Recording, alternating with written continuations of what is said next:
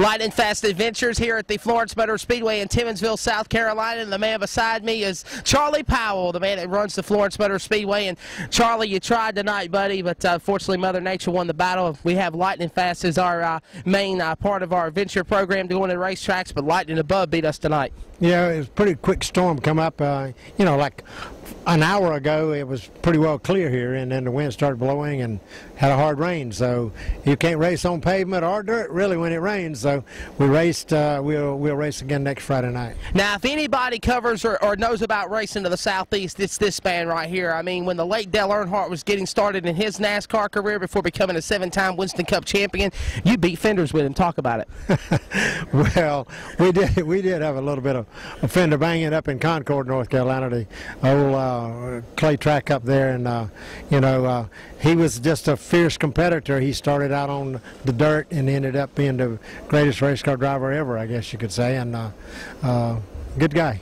And you also, he ran the Summerville Speedway, ran Summerville for a very long time, and then you started running both tracks, Summerville and Florence, and you've done Myrtle Beach. Talk about your success you've had and why you still keep Florence Motor Speedway going. Well, we owned Summerville Speedway for 33 years, and we also bought this racetrack in 1995 here at Florence Motor Speedway.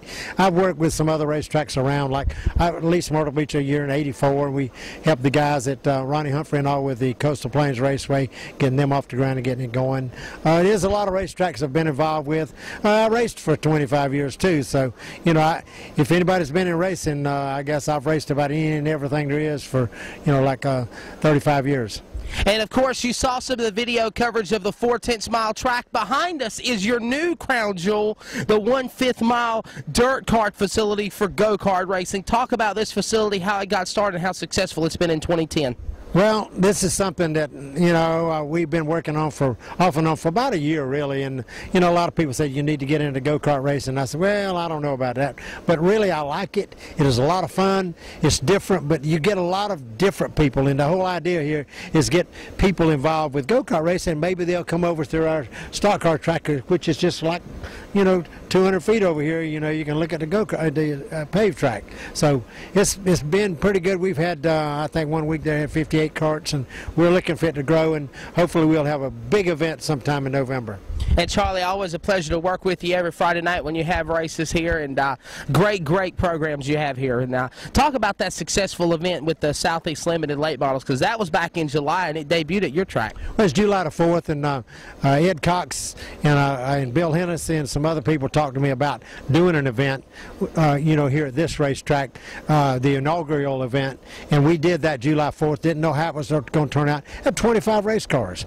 One of the best races I guess I've seen in years and years in limited late model or late model stocks or whatever. It was all the guys, you know, at the end of the race, you had like 10 guys that were bumper to bumper. You know who was going to win the race. Avery Lucas, local favorite here, just won 6 in a row, as you know. He ran second in the event, and he just couldn't quite get it together good enough to take and win the event. But, you know, we have a lot of good talent here at races at Florence Motor Speedway. And speaking of the driver, Everett Lucas in the 07er car 51, 6 wins in a row, and the next event, which will be the race that was supposed to be in tonight, postponed till next Friday, there's a $500 bounty on whoever can beat him. For Lightnin Fast Adventures, along with Charlie Powell, the promoter of Florence Motor Speedway, I'm Wesley with